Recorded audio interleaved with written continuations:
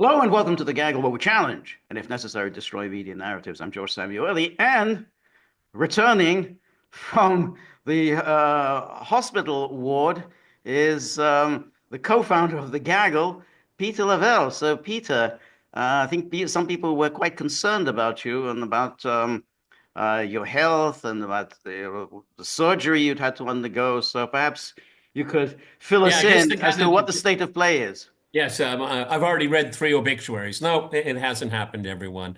Um, on Friday, I had a routine eye test at a clinic that I had my laser surgery 5 years ago. I had had some problems with the sight in my right eye, and little did I know, George, I was all decked out. I had lunch reservations. It was going to be a nice afternoon. And the physician took a look at my eye and she said, "We're calling an ambulance." I said, "What? No, you're going to the hospital today. You may be operated on today, at the very least tomorrow morning." And I just said, "I don't understand." And she said, "You have retina detachment." Basically, my eye was coming apart and blindness was on the horizon. And so dressed in a three-piece suit. I found myself in a hospital an hour later. Um, and I was operated early next morning. The head physician, a really amazing person, um, and he spoke English quite well. I was a little nervous. I wouldn't understand. Even in English, I don't understand the medical terms, let alone in Russian. Okay, but he was very happy with the outcome. I spent a couple days recovering. It seems like thousands of eye drops later, and they released me, and I'm recuperating. So I may not look great, and to be honest, everyone, I don't feel great. But uh, going back to work, talking to George, doing my program is a therapy in itself. Okay, so I'm on the mend. I see a fishbowl in my right eye. not in pain. I have headaches, obviously, because I don't have parity in eyesight, so it's putting a little pressure on my head. But everything is fine. I asked George to ask me about this at the very beginning so we can dispense with it and move on to more important things. Yes, yes, no, that's right. And I think we're all very happy that you're on the mend and that Dogs are happy that I came yeah, home. though as the condition as you described it sounds a little scary, It but was. sounds It but was. we're very happy It's one that of those moments where it's one of those moments when how did some of my English friends say it makes you count your feet, you know? It's like, this is where I stand right now. George and I privately had a conversation yesterday. Well, while I was still was it yesterday or the day before the day yesterday? The day before. before yesterday. And it's one of those things, it's kind of a wake-up call because I was brought up in the United States, and obviously anything that has to do with medical treatment is money. That's the long and the short of it. Can I afford to go see a doctor? Can I afford a procedure? That's what every American thinks. Now, if you're part of the 1%, you know, the hospital comes to you. You can have it done in your own house. But for the vast majority of people, it's a terrifying prospect because that's called medical bankruptcy. Okay. Or you just don't have it and I'll just suffer and lose a side of my eye. And that's the way, that's market forces. Okay. Right. And here, to be honest with you, George, I mean, when they said we're calling an ambulance, what do you think my first question was? Well, have you called the insurance company? And they laughed at me and said, "We are the insurance company."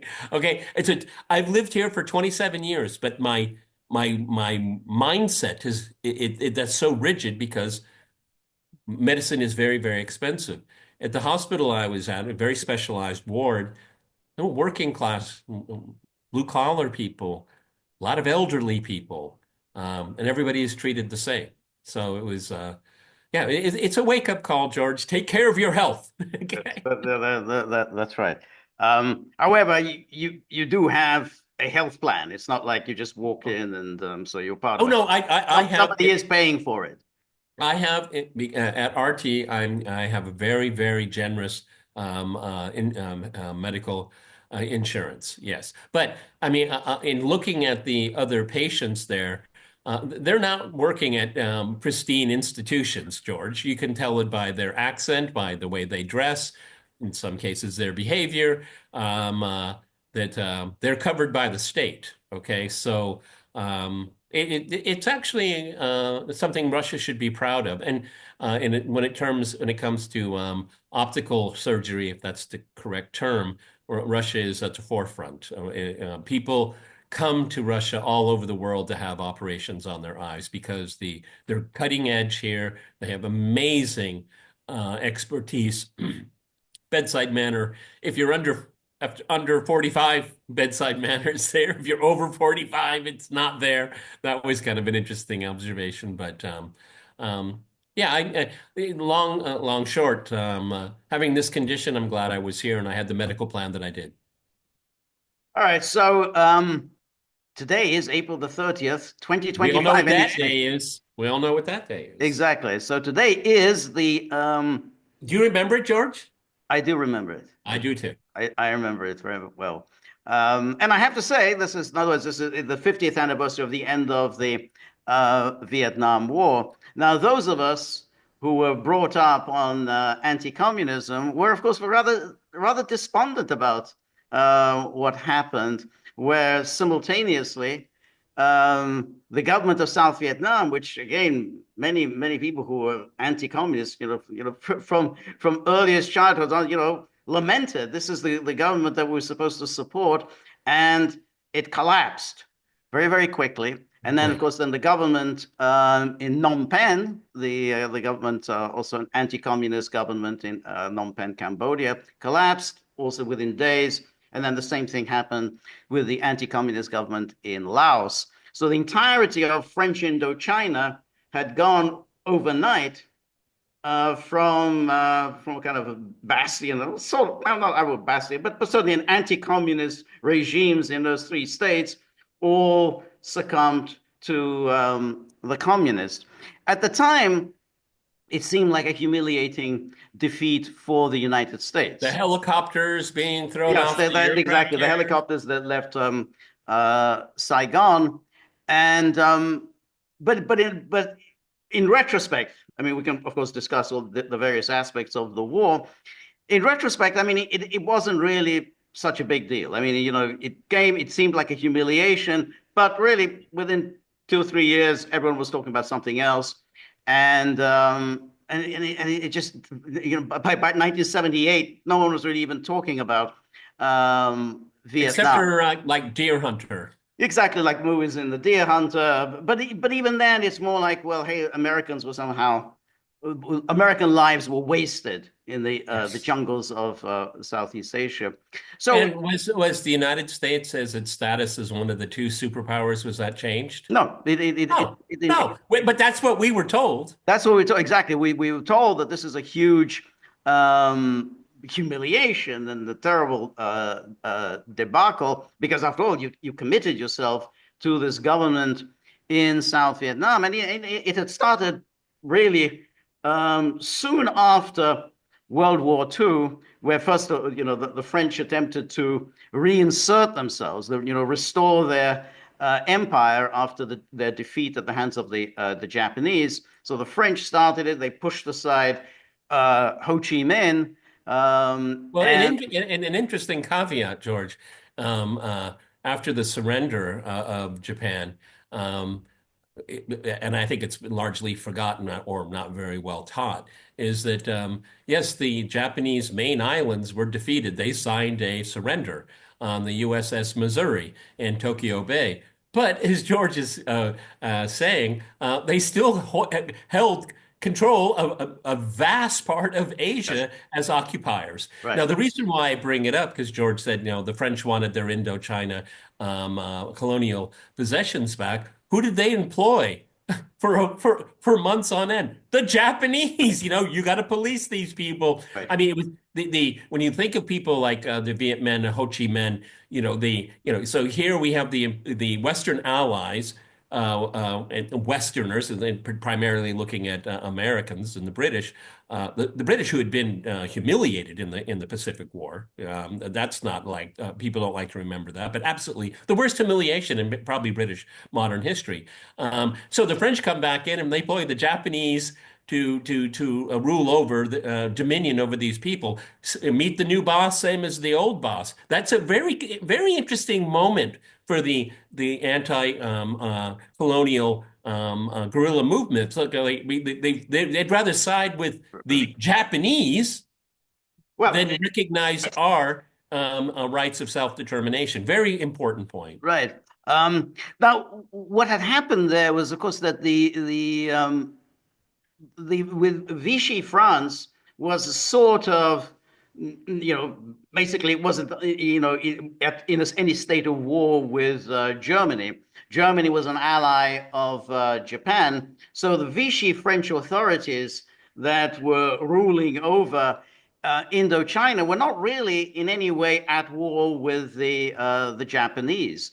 And so, basically they indeed cooperated quite amicably. The French were, the Japanese weren't particularly interested in Vietnam. I mean, the Japanese were fighting their war in China. Vietnam was just simply they're part of their logistics needs, to continue fighting against China. But what was interesting is that the French came in, they wanted to restore their empire. And the initial American view was they absolutely wanted all the European empires destroyed. They didn't want any of them. But then they, as the Cold War, escalated,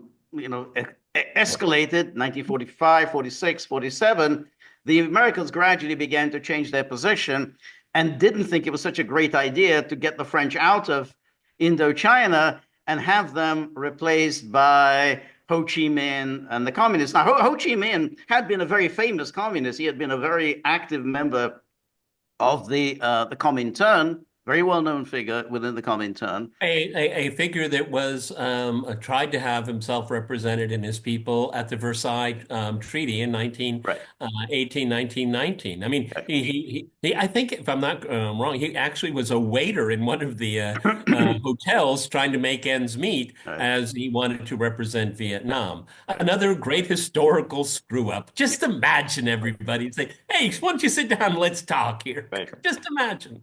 Yeah. Um, so what happened was that the Americans began funding the French colonial effort to restore their power, and without too much success. So that the French simply didn't have any money at all. This was the end of the war. They had no money. They couldn't finance this war. So basically, the two options. You either abandon the project and therefore allow Ho Chi Minh and the communists to take over the whole of Vietnam, or you fight the war, but you don't have the money, so you go to the Americans and see if the Americans can bankroll this.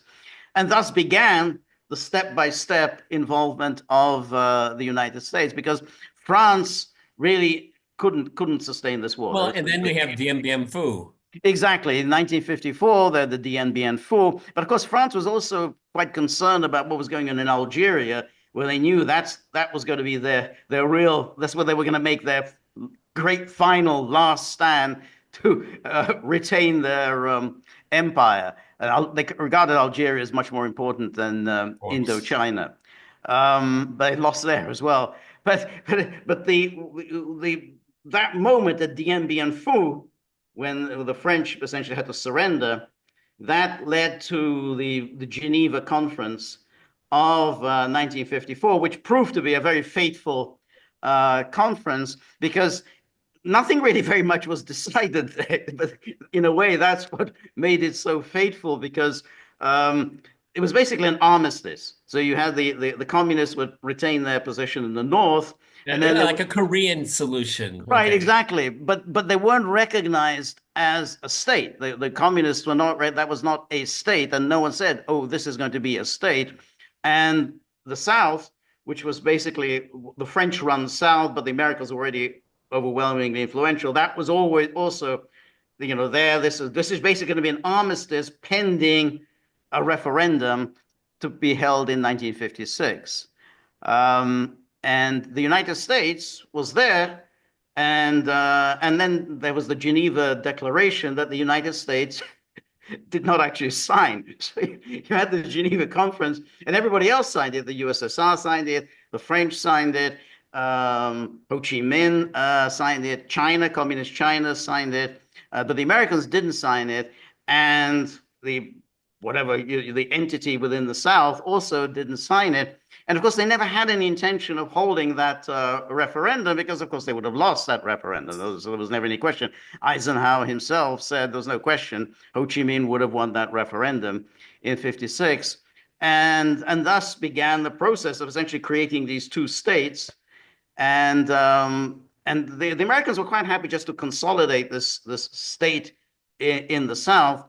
The communists in the North wanted to reunite, understandably, they wanted to reunite their state.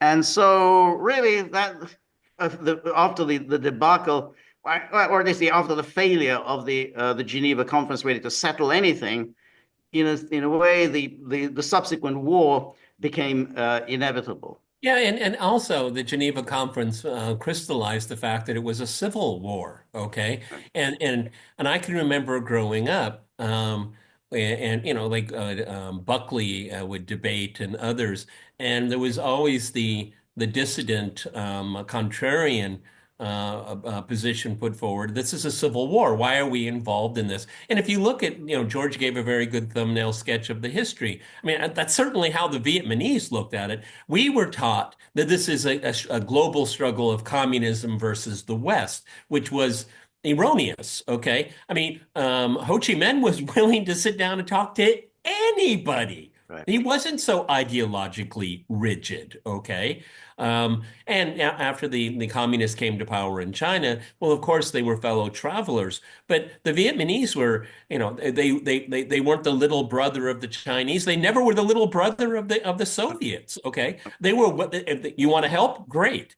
But I mean, their goal of unifying the country, there was a partition, de facto or de jure. They wanted to overcome that, and that was a narrative that never penetrated, was never allowed to be penetrated into Western media.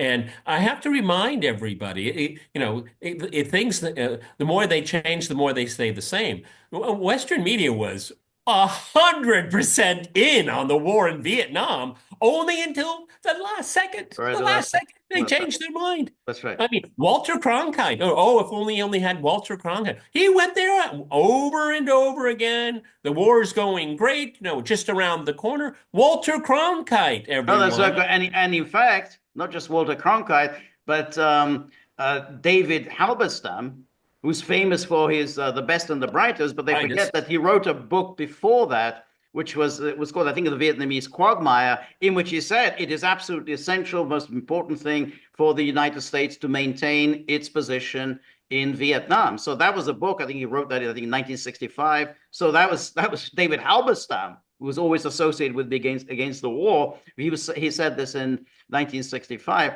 Now, to be fair to the Americans at the time, if you look at 1950s, you might think that there is a monolithic communist bloc. You say, hey, look, Soviet Union and China, they're allies. Hey, the communists, they took over the Russian Empire. They ruled the Russian Empire, and the communists have won out in China. I thought China was supposed to be ours. We were supposed to have China. We had our man there, Chiang Kai-shek. He lost out.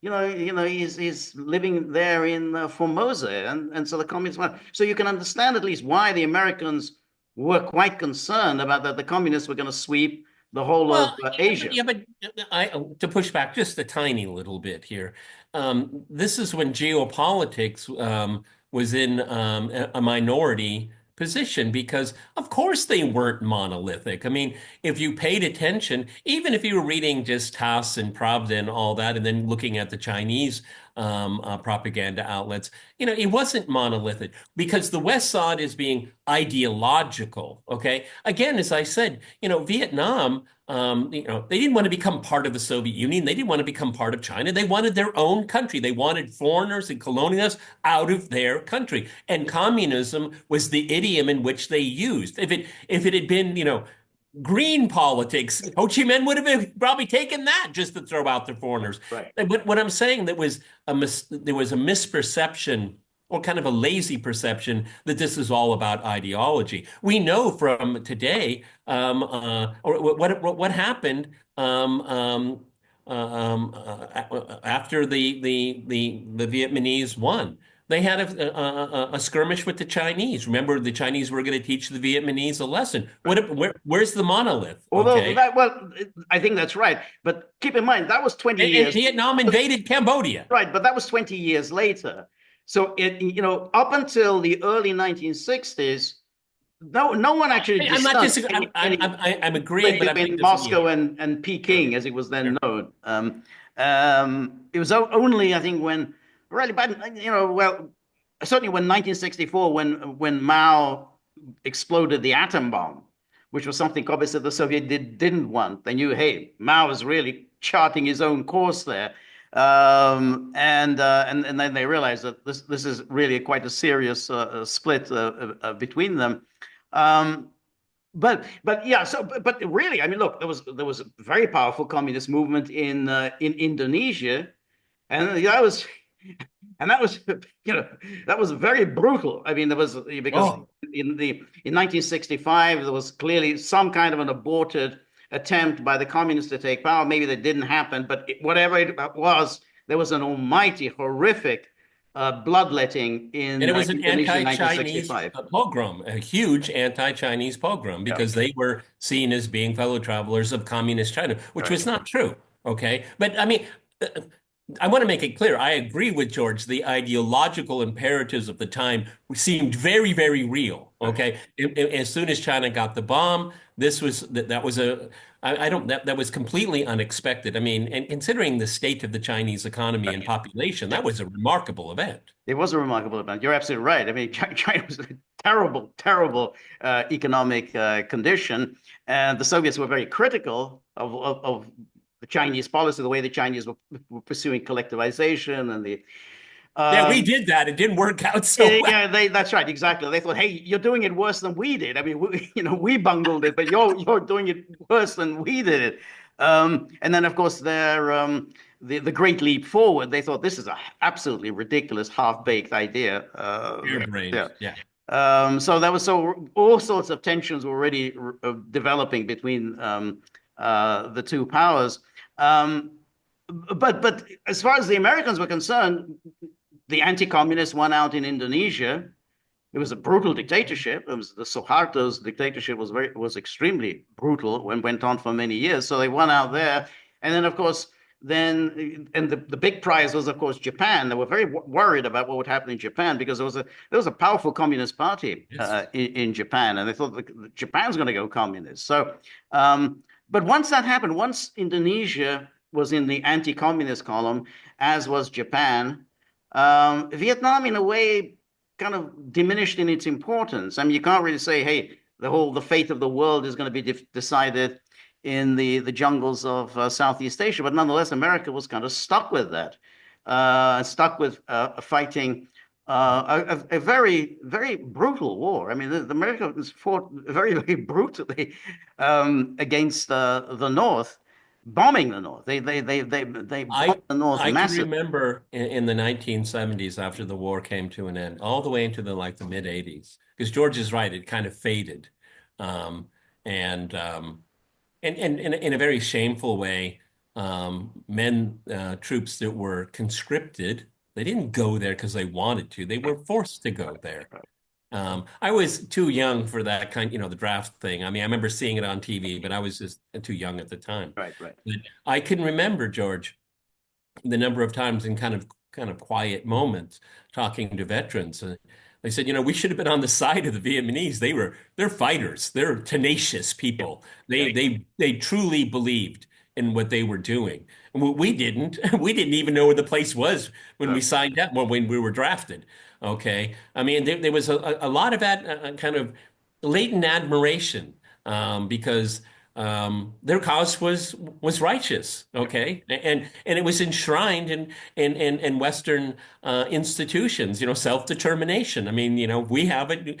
Why can't you have it? I mean, there was a lot of soul searching that way, but because empires don't like to dwell on the low points. It was kind of wiped away. Hollywood was kind of in the middle right there. I mean, like Deer Hunter was a very interesting film. I think at the time the people were uncomfortable with it, not because of extreme brutality. I mean, it's extremely excellent film, okay, but people still felt uncomfortable that we really weren't the bad guys, okay, but the film certainly shows that we were, okay, uh, in many ways, okay, and so it was. I can remember there was a great kind of debate going on when that film came out, but George is right. I mean, like, and plus, they made sure the press never saw a war again. You had to be embedded. They wanted to control the narrative. They didn't use that term back Right.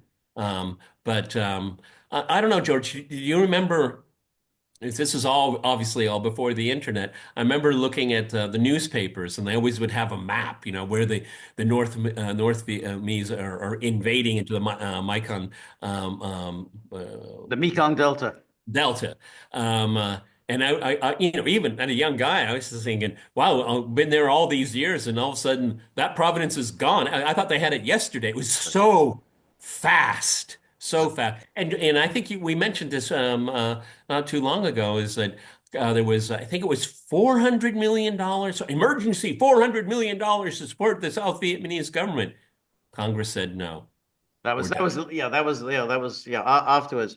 So, but then what was kind of remarkable, because if we go back to, it was the Americans kind of they take over and start propping up this government in Saigon, which really wasn't in accord with the Geneva Agreement, because there was supposed to be a referendum, and it was supposed to pave the way towards reunification. I mean, that's what it said. Now Americans could say, well, we didn't actually sign it, but everybody else did. We were, but so that was the America kind of got around it. Said, well, we didn't sign it, but we're not going to do anything forcibly against it. But they didn't do anything to implement it. So there was no attempt to implement the referendum, and so they essentially started consolidating this government in Saigon. But the problem the Americans had almost immediately was that the leader, Ngo Dinh Diem, was actually the best of the South Vietnam's leaders. He really didn't like the Americans, and the Americans didn't particularly like him. He was a Catholic. He was much more attuned to French culture. He was brought up on the French culture. He didn't hit it off with the Americans, and he didn't particularly like the Vietnamese Buddhist culture, and he kind of got himself into a confrontation with the Buddhists. And I think one of the most famous Yeah. images from the Vietnam War was the so-called barbecued Buddhist, the Buddhist who set fire to himself, and the photograph was captured. He did it. He was all done very carefully organized. It was captured by the photographer of the New York Times. So that was on the front page of the New York Times. I think it was about August 1963. And it caused, obviously, a sensation. But that sealed Diem's fate. I mean, from that moment on, you knew that the Kennedy administration was determined to overthrow Diem. And that essentially, once they overthrew Diem, who at least had some competence, he could actually keep somehow the country together. That was the end for South Vietnam, because from then on, they couldn't in any way form a halfway plausible indigenous What government. happened to Diem He was overthrown and murdered. and murdered? And murdered. He and his brother-in-law and Godin knew. Yeah, they were murdered. It was a brutal. And those pictures, also photographs of the two dead bodies, they were all over the Western newspapers. So it was, and it happened November the 1st, so just 3 weeks before Kennedy's own assassination. And some of the people around Diem thought, hey, this is payback. They were very happy about it, particularly news the brother-in-law's wife. So hey, this is payback for what they did to my husband. But it was a catastrophic decision because then from then on, all the various people who came and went, like Marshall Key and Big Min, and then Thieu, none of them had any plausibility within South Vietnam as somehow a legitimate indigenous government. Well, and also that's when the grift was legitimized in the eyes of the ringleaders. I mean, let's keep this going as long as we can. I mean, Right, enormous sums were poured into it, and they made it a prestige issue for the Johnson administration, and right, the Johnson administration fell for it. right. Okay. Um, Gross incompetence, gross corruption. Again, going back to films, what was it? Good Morning Vietnam. Good morning, that was Robin Williams. That's from. Robin, that was a great film too. Okay, the kind of the farce, how farcical it ended up being. Um, but George is absolutely right. I mean, then it was a trap that you couldn't get out of, and the only way it came out was fleeing the embassy and throwing helicopters into the sea.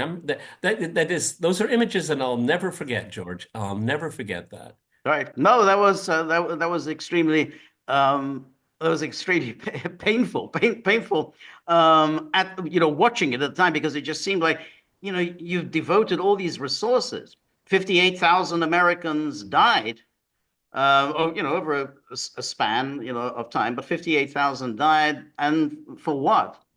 But what was also particularly humiliating, and we saw that in Afghanistan, but it was more painful in the case of South Vietnam, is that the South Vietnamese military just collapsed. The North Vietnamese just sort of they pushed forward tentatively. They didn't know what was going to happen. They invaded, and they was tentative. They were just probing, see how the South would respond, and the South Vietnamese armies What? just fled. Another one of the images that it sticks in my mind. Well, what are it's a C4, those huge planes? Is that's what Right. they're, yeah. Yeah. I remember also it was like in Time magazine or Newsweek when they were relevant back in those days, seeing pictures of the belly of this huge plane and every single person sitting, it was vast, were military officers escaping. Not civilians, it was their own military that were, took their loot and fled. Um, uh, and it was one of these. This was an issue that was, the contrarian issue. These people, if they don't want to, and Johnson would bring this up. If they're not going to fight for themselves, why should we fight? Right. Okay, but he was already in the trap that he Right. allowed to happen. Okay, he believed the wrong people. There's an echo of it today with Ukraine, Right. obviously. Right. Right. Well, but I mean, no question that that's the case. But you could also see that in a way, it's like it was the Pottery Barn rule, which was that after the overthrow and murder of Diem, South Vietnam collapsed, absolute complete collapse. And then the Americans were stuck. They were the ones who had instigated the coup. And what were they going to do? I mean, it's like therefore they had to do whatever they needed to do, at least to prop up something in Saigon. And that, of course, meant that basically they had to take over the fighting from the South Vietnamese army. And then step by step in 1965, when Johnson actually brought these combat forces into South Vietnam to be involved directly. Because up until then, they were just advising. It was just an advisory mission, even though they were getting killed, but there was still an advisory mission. But from then on, from that moment on in 1965, the American involvement was no longer advisory. It was actually directly in combat. They were actually directly fighting the Viet Cong. They'd taken over the fighting from the South Vietnamese. That was a catastrophic decision. Again, the amazing thing is how little debate there was. Hey, you're actually now doing the fighting. This isn't any longer, oh, you're just advising Well, and the Tonkin training. Gulf resolution wasn't Right. debated in No, public, no, okay, no, no, by no. design. Right. Right. Exactly. And the Tonkin Gulf resolution, which was again, that was in 1964, that essentially gave a carte blanche for the United States pretty much to attack any targets that it thought fit. And then he started attacking targets in the north. which was again quite an escalation because hey, you're supposed to be just you're an advisory mission, helping the Saigon government, and now you're bombing the North. And later would be Cambodia. Yeah, that's right. That's right. And so it gradually it escalated to the point in 1968 when there was the 500,000 American forces in South Vietnam. Johnson was facing catastrophic unpopularity at home. No way he was going to get reelected, and then essentially at that moment, Johnson then embarked on a kind of a hopeless, a ridiculous negotiations that had no hope of succeeding because he was a lame duck. I mean, once you're a lame duck, then you don't have any authority.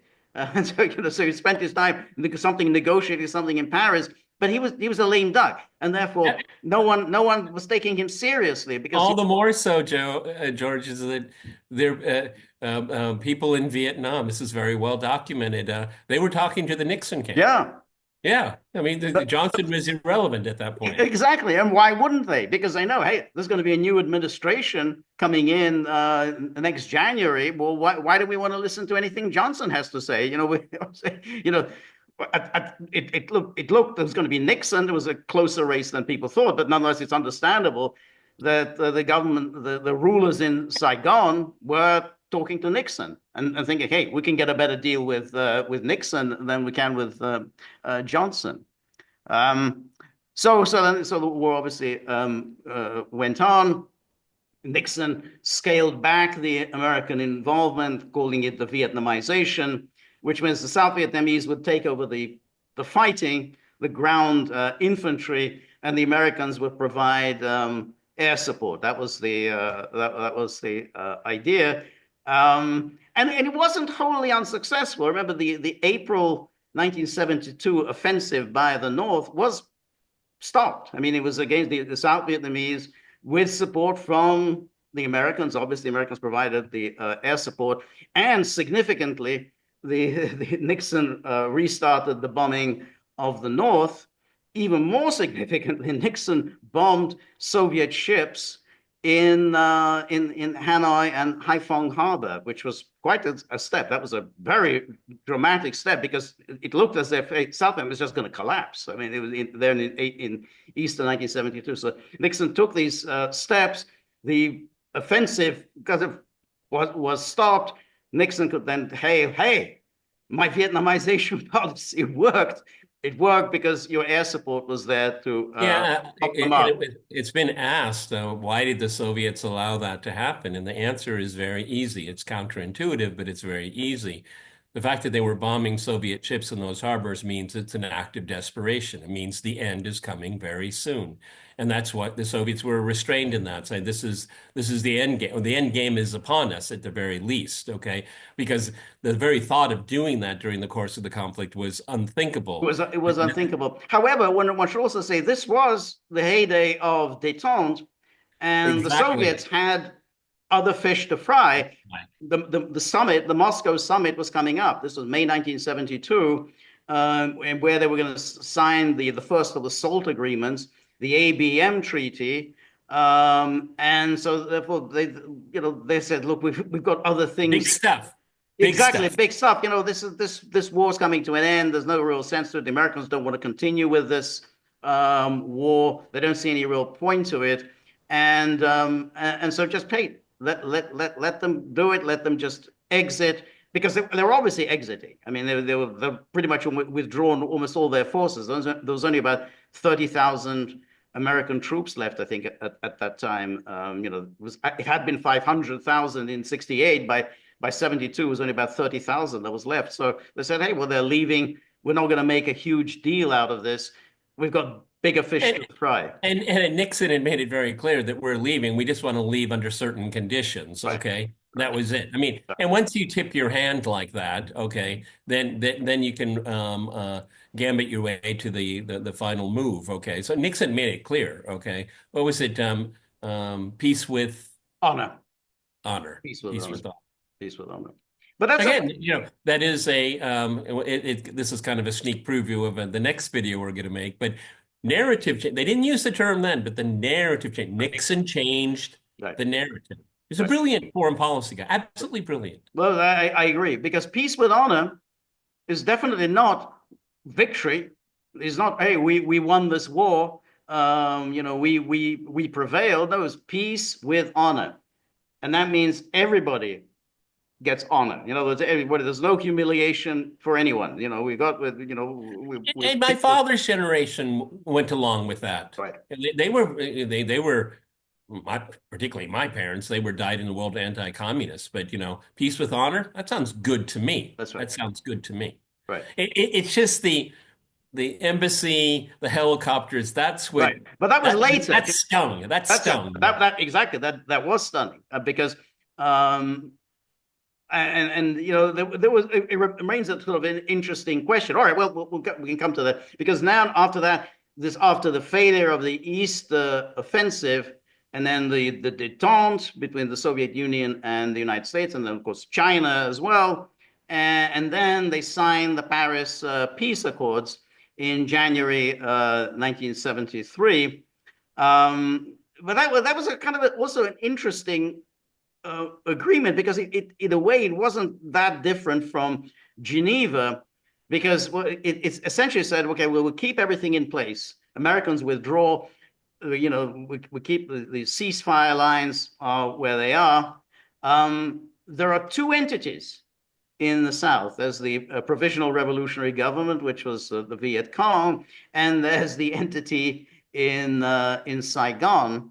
They didn't. The Accords did not say this entity in Saigon was the government of South Vietnam. The Americans, Nixon also said, "Oh, this is the South Vietnamese government." That's not what the Paris Peace No, Accord no, said. no. Never said it's the South Vietnamese government. And the South Vietnamese leadership knew that, and they Right. were not happy You're right. about it Right. at That's right. all. Yes. It doesn't say in writing, That's okay? right. Not And you're not. essentially, just to paraphrase, because Henry Kissinger was Secretary of State, but he was Nixon's envoy. Okay, and I think that's the way he should be remembered in history. It Right. wasn't his peace deal; it Yeah. was Nixon's That's peace right. deal. That's right. Okay, we're going to keep pushing this. That's right. Okay. Absolutely. It's a very important Okay, to remember. they realized that we're not being named here, and Kissinger said, "This is I'm paraphrasing, of course. This is the best deal you're going to get." This is the best deal you can get, and of course Nixon personally assured too that if anything terrible happens, America will go in and bomb. We're gonna bomb. Me. I'm the madman. That if anything, anyway, they break the ceasefire. I'm going to bomb, and that was how they got Two to sign on. But ultimately, Two really didn't have a particularly strong hand to play. I mean, you're dependent on the United States, so you just have to go along with Once it what was the Americans. signed, two was in the rear view mirror, That's right. everybody. That's right. That's right. That's it. That's exactly right. And so that was but the idea behind this was that well, there are these two entities, and they are supposed to move towards forming a government of national unity in the South. And then later on, there would be a step-by-step process towards reunification of the country. But there was never Well, any kind of reunification did happen. So. it happened, but not quite under those auspices.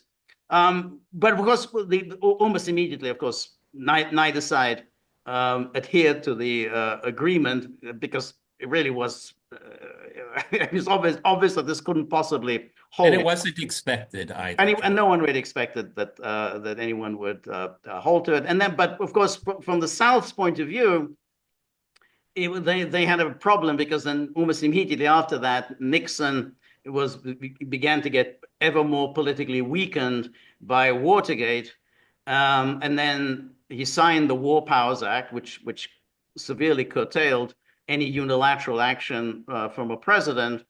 And essentially the writing was on the wall from about 73 on for the South Vietnamese. Nixon's in a lot of trouble. His powers are curtailed. There's a limited amount to what he could do. Well, what was interesting is that in 75, when the North mounted their offensive, the Americans did nothing. And that really is quite remarkable because Gerald Ford could certainly have, he was the commander in chief. He could absolutely have sent in the U.S. Air Force and start bombing the North Vietnamese tanks. I mean, they were out there in broad daylight. He could go ahead and do it. He might have been impeached. I mean, it's possible the Congress could have. This was the post-Watergate Congress, very arrogant. They might have impeached him, but he didn't do the minimum.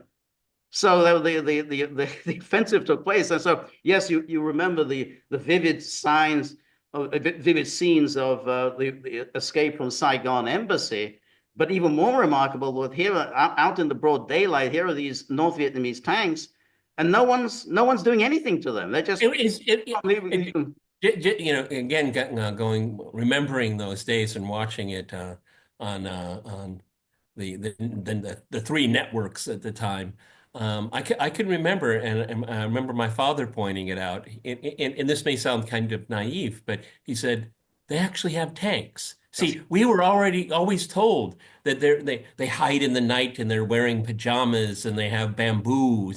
That this is the way we were told that the Vietnamese were, the Viet Cong were. And then when you see them in this whole complete military garb, and it was just like, wow, they have actually an army. We were never shown that, ever. Right, right. That's right. But I think the strange inactivity on the part of the Americans, so they didn't do anything.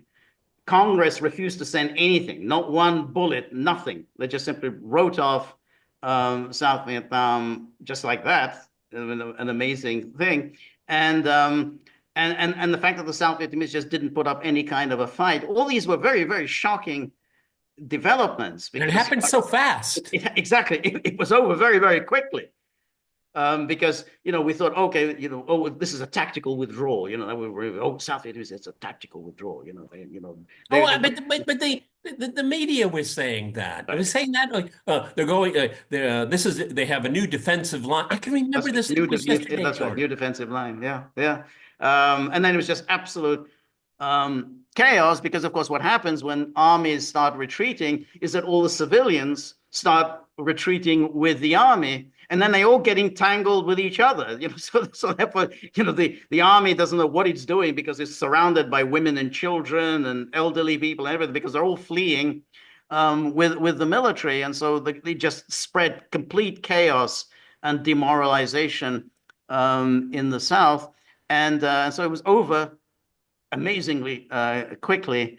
And the American inactivity, in a way, confirmed what we were saying is that essentially the Americans had given up on Vietnam years earlier, whether it was 69, 1970, whatever. But by then, by 75, the Americans had just washed their hands completely and said, we really couldn't care less what happens. And again, I mean, a word that wasn't used then, but George is absolutely right. After 1969, it was all narrative management. That's what it really was. Right. Okay.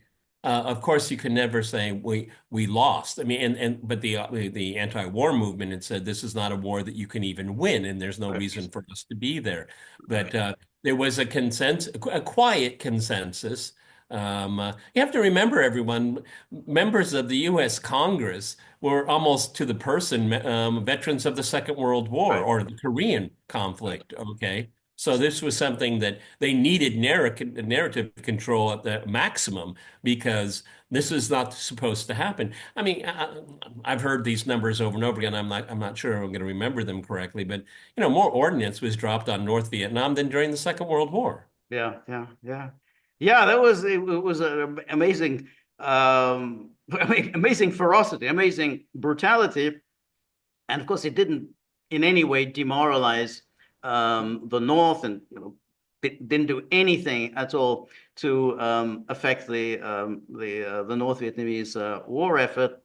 And so that's right, but 75 humiliation, but by then, as I say, no, and you're right when you say that the Congress was full of people who were World War II veterans. It's hard to remember that time so long ago that yeah, there were World War II veterans who were in Congress. George McGovern, peacenik George McGovern, he was a distinguished fighter pilot during World War II. I mean, you think, this is, a peacenik. And, he flew, I don't know how many missions in World War II. So he was a distinguished fighter pilot. And there's many of them, but by then, they just essentially blame everything on the South Vietnamese. You say, they're completely useless. It's their fault that this is. Oh yeah, well, and that's also part of the narrative control is that it was the Vietnamese lost the war. We didn't. I mean, we had our hands tied behind our Right. back. Okay, we could have done that in very short order. I remember hearing this over and over and over again because. I mean, George and I can say with a straight face and full certainty that the U.S. was beaten. It lost that conflict. Okay, but there's still there, I mean, time has passed. It's 50 years now, but I can remember all through the 80s and 90s. Well, we fought that war with our one hand tied behind our back. Okay, I mean, that was the those that could not recognize the limits of American power and the mistakes of Right. American foreign policy. Right. No, that's right. But one can certainly make the case, at the very least, though, that through American intervention, in most of Asia, the anti-communists prevailed. Yeah. In Latin America, also, through brutality, military dictatorships, savage civil wars, the anti-communists prevailed. I mean, the communists were by and large defeated, with the exception here. I mean, Vietnam is the one place where the Vietnamese communists, where the communists prevailed. But they failed in Indonesia, they failed in Malaysia, they failed in Japan. And so when Americans, would look back on from the 1980s point of view, they say, well, actually, all right, we didn't succeed here, but we won everywhere else. This is the one Yeah, place but they, where but we failed. well, I think one, you have to be a little bit more discreet here. I mean, there wasn't a war in those countries as well. Okay, at least not Americans fighting in those countries. Okay. Well, Indonesia, that was Well, Americans there were wasn't. heavily involved in Indonesia. But well, no, I mean, you're saying there was a major American Well, deployment. American involvement. I mean, Okay, involvement. But I mean, I think you didn't see, body bags no, coming home from Indonesia. they didn't body, no, there were no body bags. No, I'm actually backing up your point. Okay, I mean the a different strategy yielded quote unquote positive results. Okay, the strategy in Vietnam was fatally flawed, and you got the exact opposite outcome. Which, very interestingly, my brother married a Chinese woman from Vietnam. She's ethnically Chinese, but she was born in Vietnam. There's a huge Chinese diaspora all over Asia, including in Vietnam, and you know, she she's told me said that in Vietnam you can criticize the Americans all you want about because of the war, but after the war you cannot criticize them. Okay, they're our friends right now. I guess not under Donald Trump with the tariffs right now, but ended up being remarkably pro-American after that war. Right. She was quote unquote a boat person. And the Vietnamese community in Southern California is huge, it's vast, and super successful. Super successful. A super successful immigration group in such a short amount of time. And the ties between the United States and Vietnam are strong and very intimate. I mean, who would have thought after all of that? But that Right. is truly the case. No, I think that's right, and I think that Vietnam was a moment in time. It was a moment during the Cold War. It was a moment where there was real fear um, in the United States that, hey, we're going to lose this Cold War. We're going to basically the communists are going to prevail. They're going to prevail in Asia. They're going to prevail in Latin America. They're going to prevail in Africa. And because of that fear, the Americans undertook all kinds of very brutal measures. In Vietnam, it was a full-scale American military involvement, but elsewhere, it was thanks to the CIA and guerrilla wars and counterinsurgencies and terrorism assassinations, but whatever, as they did in dictatorships throughout Latin America. But the Americans more or less succeeded against the communists. The one Yeah, but place they didn't was Indochina. the longer the colonial powers hung on, the more brutal it was. The colonial powers, if they left early, ended up not turning communist. Okay, you see that with like the Portuguese. The Portuguese were, they clung on to their African possessions. The longer they were there, the more likely there would be war. There was war. If you got out early, you could have had in many cases, because we had it with the French and the British, colonial ties to the old colonial center. Okay. Not that it was a good relationship, everyone, but I'm saying it avoided war. Okay. I think, but look, there were coups. There were coups against those who were suspected of being pro-communist. I mean, think of Congo. Congo was one of the first Yep. um, of the newly decolonized countries, and it looked for a while that the victor there would be Patrice Lumumba.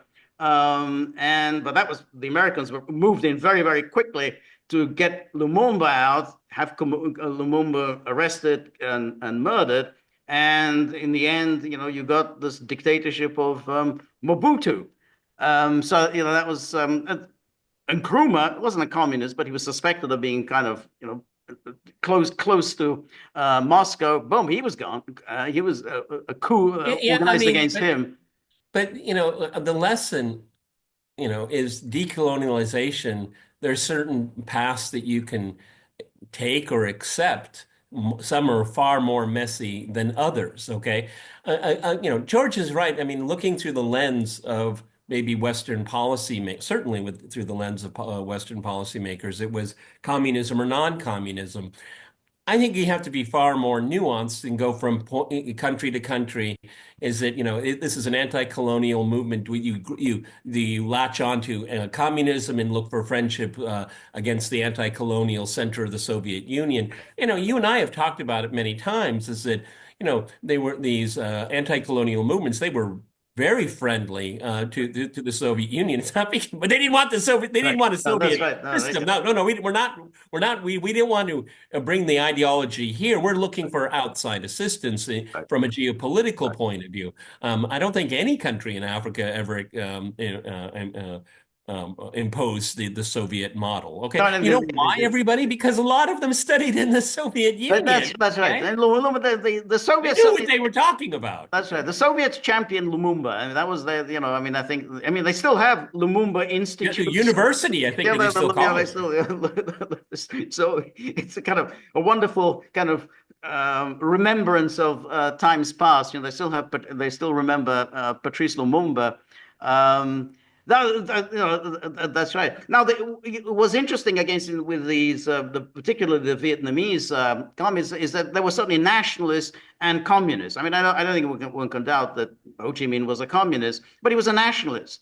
And I think a nationalist before he was a communist. Okay, I'm all right, yeah, I think okay. certainly so. If you look at All his right. writings. But there are others who were communists and nationalists, and they unfortunately didn't succeed. Like the Hungarian communists after World War One, the Hungarian Soviet Republic in 1919, they were nationalists and communists. They didn't succeed. Most of the time, one has to say the communists were defeated. The forces against the communists generally are much stronger than the force of the communists. So when it happens, when the communists succeed, it's almost like a miracle. I mean, it may be a good or a bad miracle, but it's Well, I mean, almost miraculous that the communists actually prevailed.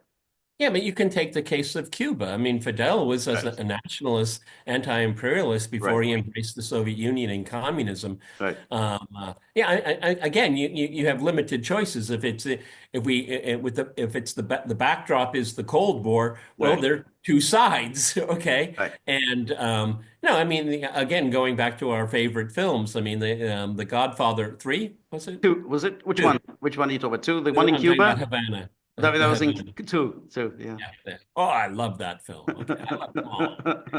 Okay. What he had a knack, Coppola, of capturing an atmosphere. I mean, when we're in Cuba, you suddenly, hey, this is exactly the way Batista's Cuba was.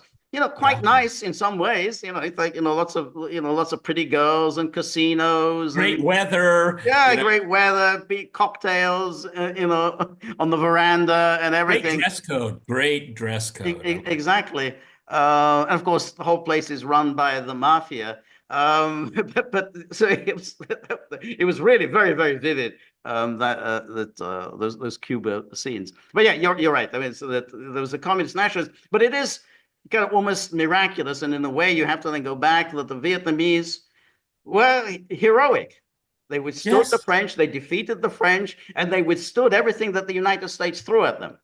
And Yeah. that's no mean feat. I mean, the United States threw a lot at them, and they withstood it, and prevailed. And that you'd have to And say, that is an which amazing achievement. and what's really amazing to me is that the entrepreneurial spirit of the Vietnamese, it's extraordinary. I mean, Right, I always admire countries like look at South Korea. I mean, in the large scheme of things, it's kind of a speck on the map, right, and so is Vietnam. But I mean, they're little powerhouses, okay? right. I mean, these are societies that are uh, hot wired to each other, okay? And they work together. I mean, they think in terms of society, and they're very aggressive. I mean, you don't want to mess with a Vietnamese businessman, No, believe me, right. okay? That's right. Exactly. Uh, yeah. So there we are, 50 years. You'd have Yeah, to but say everyone. an amazing accomplishment. So when I look back 50 years ago and I was filled with some disappointment, looking back, you think that was pretty bloody impressive that you Well, managed I'm to all the more prevail so. against the United States. All the more so. One of the reasons why we devoted so much time to it is that this is the time George and I grew up. Right. Okay. I Right. mean, this was a huge story. Maybe not, obviously not front and center because I was too young, but I can remember, this is all going on simultaneously with the civil rights movement. And this is something that, stirred a nation because of television. They don't show this stuff anymore. Everything is so sanitized now on the networks. Okay. But we saw a lot of raw stuff. I mean, um, with the Ted Offensive. I mean that was television brought that to life. I That mean, was, again, that, shocking shocking. But I think, imagery. we can't get into that. It was a big subject in itself. But one has to say the Tet Offensive was A failure. exactly It was a failure. the media, I think, again misrepresented it Yes, by presenting it as a catastrophe for the United States. But in it was a fact, the Tet catastrophe for the Offensive Viet Cong. was a disaster for the Viet Cong. But the media presented it as a horrific disaster for the United States. In fact, the Tet Offensive was a kind of a turning point in the war. It enabled essentially Nixon's Vietnamization policy that essentially the Viet Cong had been defeated, and so you could scale down the American involvement. Yeah, it was certainly televised, and that I think you alluded to this earlier. That kind of determined an American military said, we're not going to allow journalists to accompany us and do this. We're going to absolutely control what the journalists say. Otherwise, they're going to go around writing whatever they want and just quoting Well, I mean, officers. you remember the image of the I guess Yeah, it was the South Vietnamese police officer shooting. Yeah, yeah. at point blank with Point a blank, you see the brain Yeah, flying out. Yeah. and with a silver revolver. I mean, Yeah. it was obviously very what was it? Custom made. I mean, with a pearl handle Yeah, and yeah, everything. yeah, yeah, yeah, yeah. That It was was it was but you so say, revolt. I mean that sight of the brain flying out, that's quite a vivid. Of course, and then you also had the image of the tiger cages, the Viet Cong in the tiger cages, which was quite Or a or the shocking. little girl with The little girl, phosphorus, the famous the little girl running which Nate. is censored now. You can't see it now. That's right. You run it It's running been from censored. the But napalm. the image made it on the cover of a Life magazine or Yeah, whatever. yeah, yeah. That was yeah. That was And that is just so horrific. That's why they don't want you to see what's going on in Gaza. right, right. That was yeah. That was definitely it was yeah. It was a different time.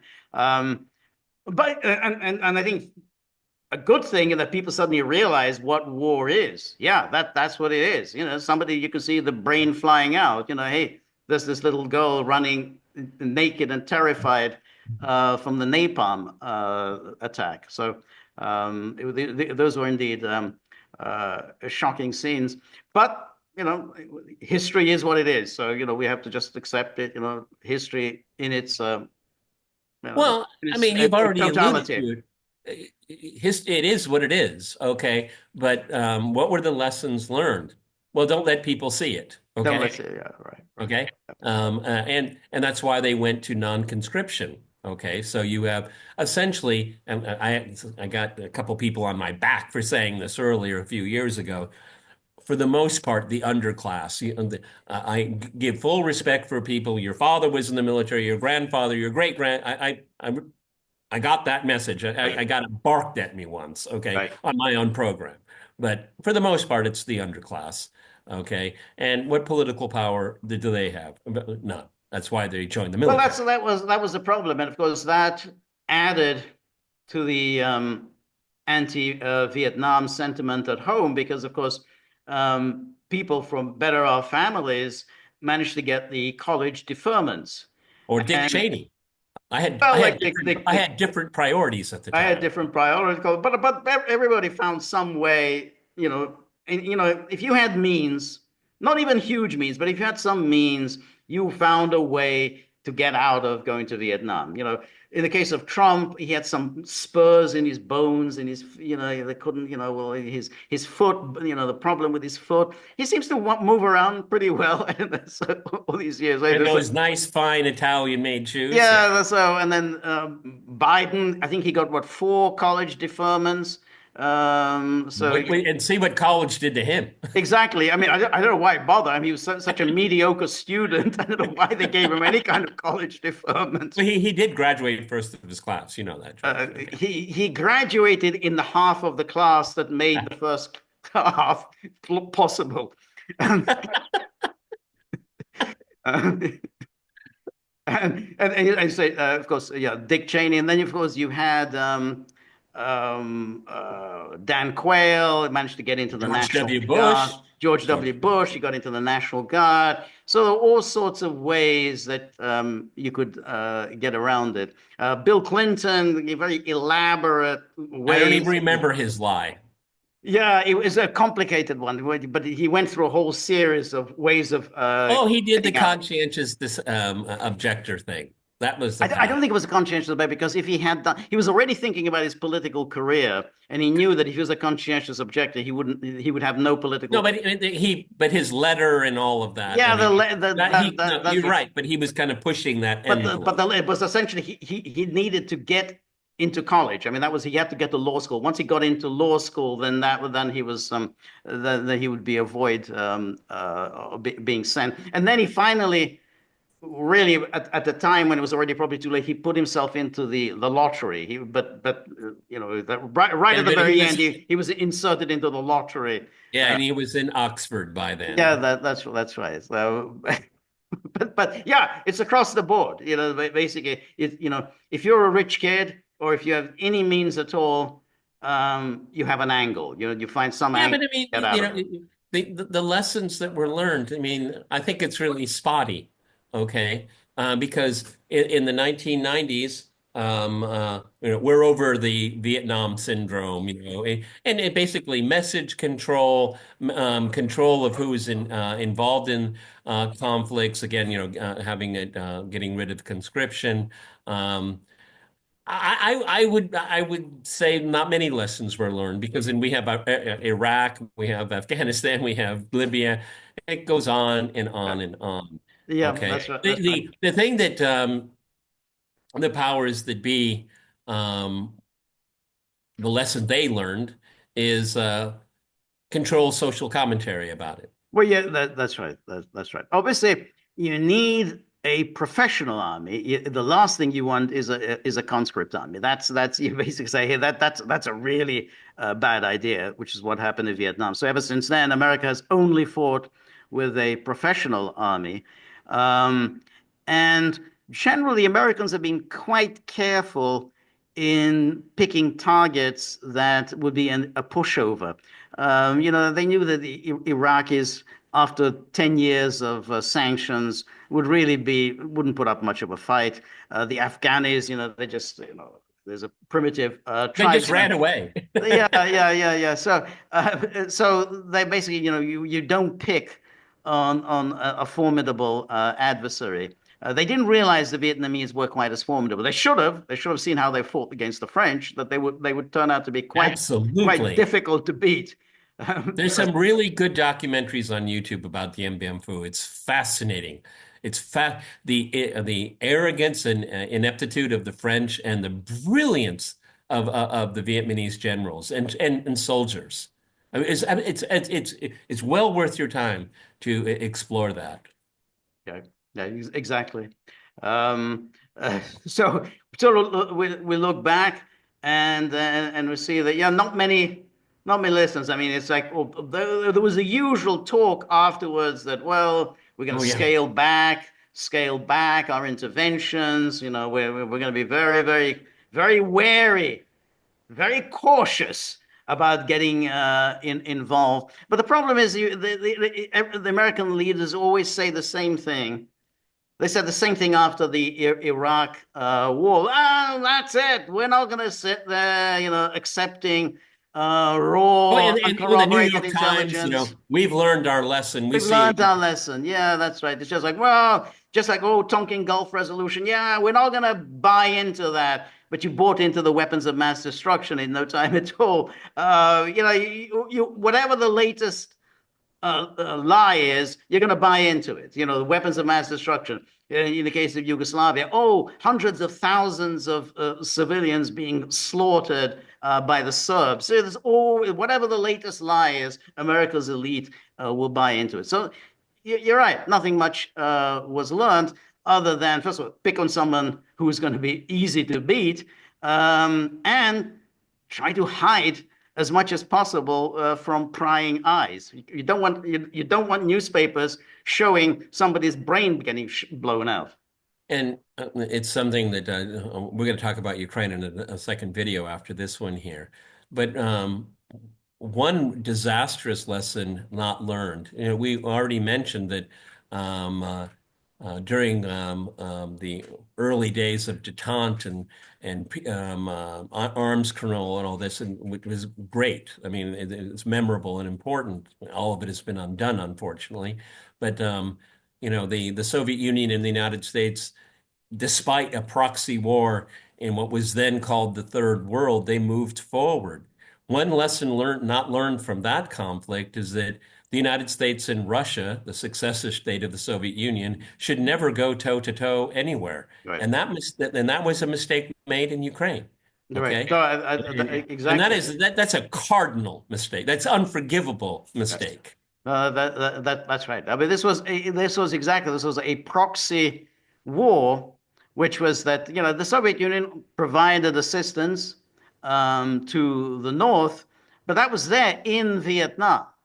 And so, yes, the Soviet Union was helping to kill American soldiers, but it was there. The fighting was in Vietnam. That's a little different. And similarly, with the Americans were doing a proxy war in Afghanistan. Yeah, they were helping the Mujahideen kill Russians in Afghanistan. But what they did in Ukraine is something very different because they're now hitting targets inside Russia. That's way, way, way beyond anything that anyone conceived during the Cold War. And in the fall of Saigon, what did the Soviet Union do? Nothing. Nothing. What did China do? Nothing. Uh, Okay. uh, uh, Okay. uh, And that's what happened. And that's one of that's an important history of the Cold War is in retrospect, not at the time when the Vietnam War was going on, but you can lose this one and that one around the world. Okay. And it doesn't change the balance no, of no. forces. Okay.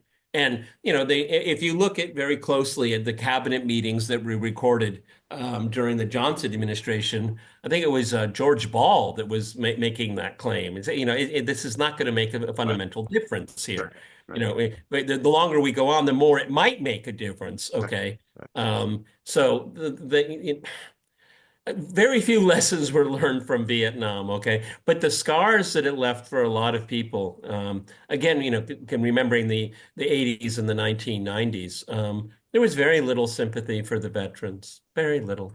They were largely forgotten. Why do you think the Rambo right, franchise took off? right, Okay, because there was a lot of people that, again, these were basically poor guys that have no power, no voice, and American veterans. American military personnel are flung all around the world. What was it? The three soldiers that were killed in Jordan, which I didn't know they had a base in Jordan. What are right, their names? We don't know right, their names. right, They don't matter. right, Okay.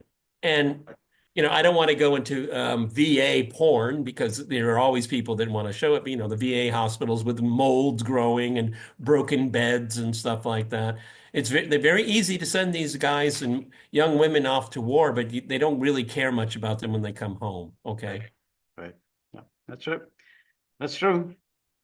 Uh, So, no, uh, and so this is good. It's historically important in the history of global politics, of geopolitics. But one of the reasons why I wanted to make this with George, because it's very personal for me. This is part of my life that yeah, yeah, influenced me in the way yeah. I look at the world. Yeah, It's no, very, no, me too. I mean, again, I remember very, very vividly the fall of Saigon, and so that was so it's almost unbelievable. 50 years on, and so one obviously has very different thoughts now, in retrospect from what one had then. And we can look back and analyze and see what lessons learned or lack of lessons learned. But it is, history is complex. And it was a sad, painful episode. yeah, In but the DNA of empire was not altered, George. No, I mean and that's the thing that America was just so overwhelmingly strong. America is such a great power, is so militarily strong, so economically strong, so financially strong that yeah, you can lose a colonial war, but ultimately it doesn't affect your standing in the world. And so that's why within 2 or 3 years, everyone had just simply forgotten Vietnam, and we were on to the next thing. Yeah, remember the Mayaguez? My ex, yeah, that was yeah. That was like that was Gerald Ford's greatest victory. Okay. Yeah, that was yeah. No, but the reason why I'm bringing it up is that they were trying to find wins. That's what we call it today. This Yeah, was a win. We got that ship back. Okay. right. In the scheme of the entire Indochina War, that is a speck. It's nothing. No, But they were trying to find a way to start rehabilitating empire. right, Okay. right. All right, everybody. This was our trip down memory lane. You liked it, didn't you, Skip? He's the quiet one. All right, everybody. This is the Gaggle with Peter and George. We're on local, so please go to thegaggle.locals.com. Stay tuned. Yep, Donald Trump. that's right. Great. So that's right. And got a live stream tomorrow, 3 p.m. Eastern time. Please Solo, join. solo, solo. Solo, exactly. Solo. We're going to do our joint live stream next Monday at the usual time. So 3 p.m. Eastern time tomorrow, my solo. And thinking about these dogs, there's something, the tip jar, it's really a problem when even Skippy comes along and says, "Look, I mean, Wind it up. Wind it exactly, up. I've been seconded into to saying something. I have to say something." So we're very grateful for all of your help, friendship, and support. The more you're able to donate, the more of these videos we can make, the more we can improve the technology, and above all, we're going to be able to reconcile some sort of a reconciliation process with these dogs. It's not going to be easy. So remember, if you like the gaggle, please like, share, and subscribe. See you soon. Bye bye.